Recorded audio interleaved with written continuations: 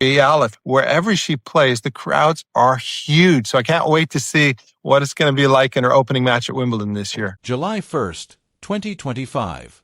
Court 14 at the All England Club. A 20-year-old Filipino wildcard named Alex Eala steps onto one of tennis's biggest stages and does the unexpected.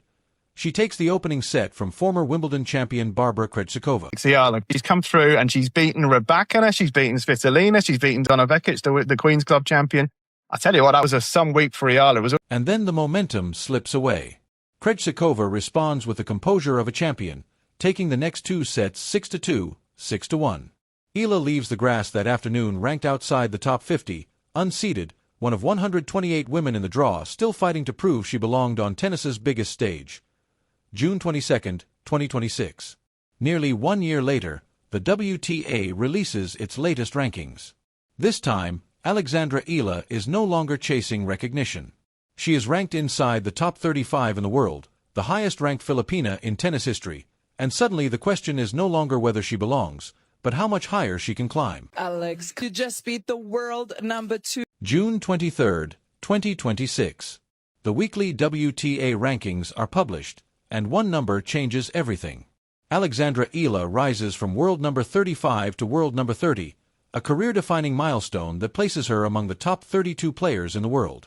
And because Wimbledon uses that exact ranking list to determine its seeds, the 20-year-old Filipina officially becomes the first player from the Philippines in the Open era to enter a Grand Slam singles draw as a seeded competitor. What looked impossible on an outside court 12 months earlier has now become history. The player who once arrived at Wimbledon as a hopeful wildcard will return in 2026 protected by a seed, carrying not just her own ambitions but a milestone her country has never seen before. A girl from a smaller city can compete against the best in the world. Same tournament, same grass courts, same dream, but a completely different doorway. To understand how Alex Eala walked through that doorway, you have to begin with something that looked, at first glance, like the opposite of a breakthrough. Just 2 days before her Wimbledon seeding became official, she lost a tennis match. On June 20, 2026, Eala's impressive run at the Berlin Open came to an end with a 6-2, 6-4 semi-final defeat to Linda Noskova. On paper, it was simply another loss. In reality, it was the match that helped make history possible. Because Wimbledon does not award seeds based on what happens at Wimbledon. Seeds are earned long before the first ball is struck.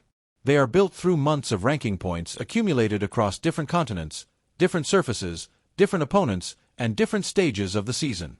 The cutoff is determined by the WTA rankings released on the Monday before the tournament.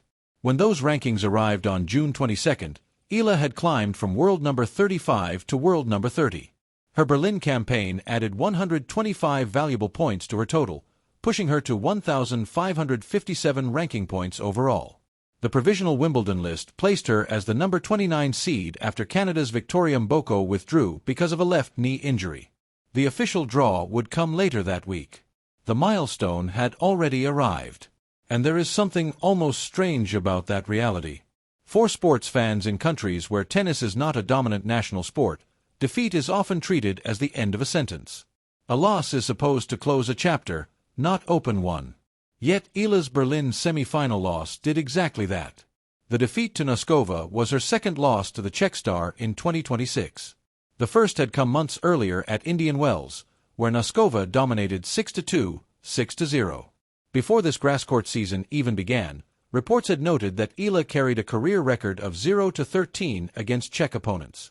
0 wins, 13 losses. The kind of statistic that slowly turns into a narrative.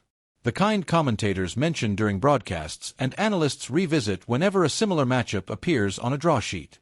So when Eala walked off the court in Berlin on June 20th, the most recent data point attached to her name was technically another loss to another Czech player.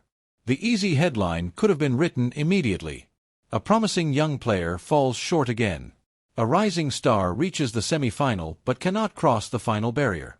A top 10 giant killer who eventually meets her ceiling. But that was not the headline that arrived on Monday morning.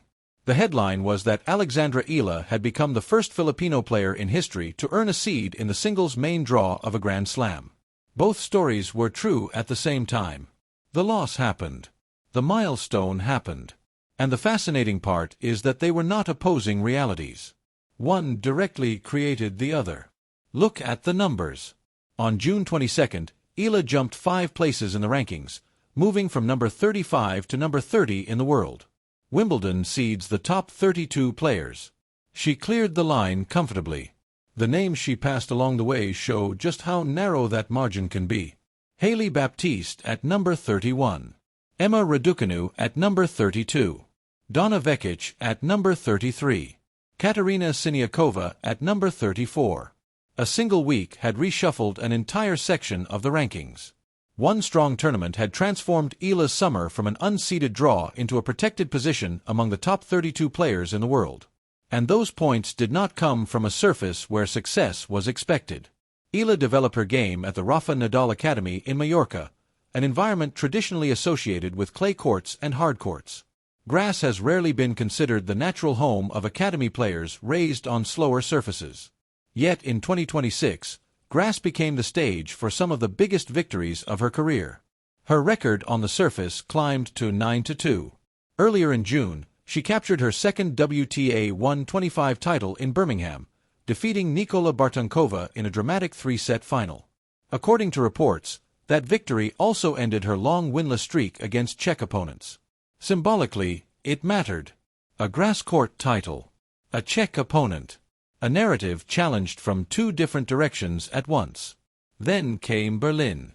And Berlin was where the seed was truly earned.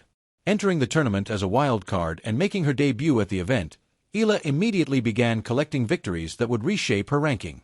She defeated Donna Vekic in the opening round. She stunned world number 2 Elena Rybakina in the round of 16. Then she followed it by defeating world number 8 Elina Svitolina in the quarterfinals. Back-to-back victories over top 10 players. At a WTA 500 event. Against some of the most accomplished names in the sport. The WTA described it as the first WTA 500 semifinal of her career. ESPN called the run remarkable and highlighted another major upset in the victory over Svitolina. And this is the part often hidden behind the headline. The seed was not handed to her. The seed was earned through those wins. Through beating the second-ranked player in the world. Through beating the 8th-ranked player in the world. Through proving, on a surface once considered her weakness, that she belonged among the elite. That is what 125 ranking points actually represent.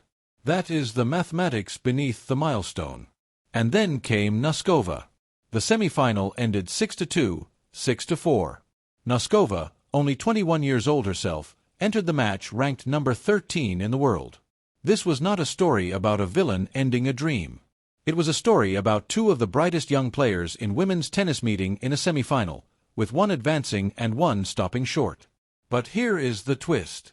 The points Eala earned by reaching that semifinal, the points she never would have collected had she lost earlier in the week, were exactly the points that pushed her past Baptiste, Raducanu, Vekic, and Siniakova when the rankings were published 2 days later. She was not seeded despite losing to Noskova. She became seeded because she reached Noskova. The defeat was not evidence against the milestone. The defeat was part of the mechanism that created it. July 1st, 2025. Court 14 at the All England Club. A 20-year-old Filipino wildcard named Alex Eala steps onto one of tennis' most famous stages and does something few expected. She takes the opening set from former Wimbledon champion Barbara Krejcikova, immediately announcing herself to the crowd. But experience eventually takes over. Krejcikova responds by winning the next 2 sets 6-2, 6-1, ending Eala's Wimbledon debut before it can truly begin. Alex leaves the grass of London that day ranked outside the world's top 50, unseeded, largely unknown to the global tennis audience, and simply one of 128 women fighting for a place in the draw. Fast forward to June 22, 2026. Almost exactly 1 year later, the WTA publishes its latest world rankings, calculated from results earned across every surface, every continent, and every week of the season. And suddenly, the picture looks very different. Alex Eala rises from world number 35 to world number 30. That number matters because Wimbledon uses the official Monday rankings to determine its seedings. The top 32 players receive protection in the draw. The top 32 players get their names placed on the seed line. For the first time in history, A Filipina tennis player has reached that line. The same young woman who walked off court 14 in defeat 12 months earlier now returns to Wimbledon as a seeded Grand Slam player. Same tournament, same dream, but an entirely different place in the sport.